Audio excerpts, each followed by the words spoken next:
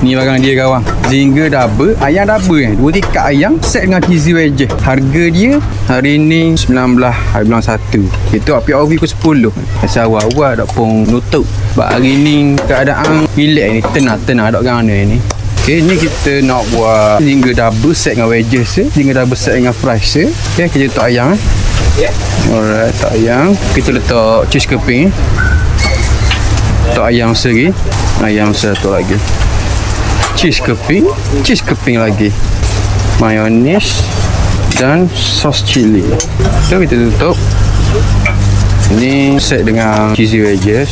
Ini set dengan fries. Untuk cheesy wedges kita letak mayonis tu dengan sos cheese.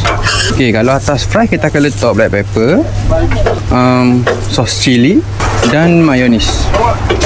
Ni barang dia kawan. Zinger double, ayam double ni. 2 tikar ayam set dengan cheesy wedges. Harga dia RM13, 5 kopang. Mu boleh pilih lah. Mu boleh pilih sama ada mu nak set dengan wedges ataupun set fries. Boleh pilih harga yang sama. Pokok mu rasa mahal ke murah? Acu komen sekali.